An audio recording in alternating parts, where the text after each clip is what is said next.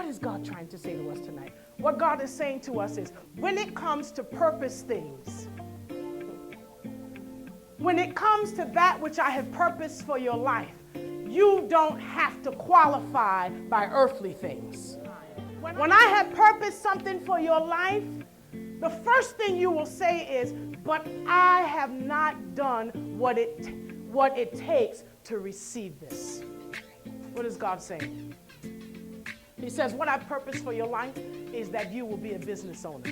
You will employ others. Immediately our minds say, but I have not gone to business school. I don't know what it takes to run a business. Nobody in my family has ever owned a business. You see?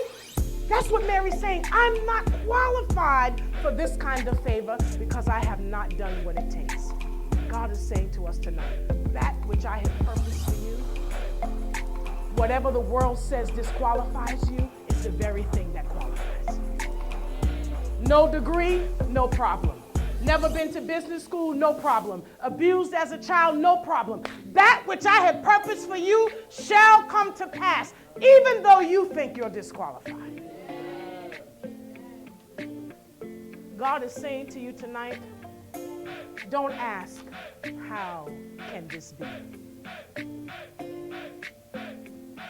Don't stay in the place where you try to make a connection between the things you have not done and what God is saying he's going to purpose for your life.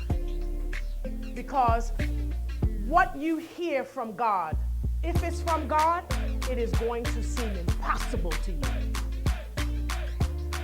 That is the way that you will know it's God speaking. That is the way that you will know it is the thing that God has purposed for you. When you hear it in your spirit, when God uses someone else to say it to you, your natural mind will say, this is impossible. And if it's impossible, then it's the thing that God has purposed for your life. I want to encourage you tonight. I want to challenge you tonight. Nothing that God has purposed for your life you have missed. You have not missed anything God has purposed. The purposes of God shall be manifested in your life.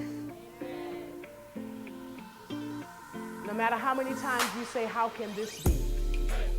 No matter how many wrong turns you think that you've taken.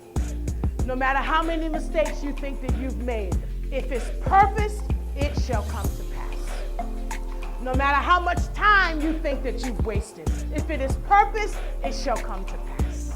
By the time the angel Gabriel finishes with Mary, Mary says, let it be according to thy word.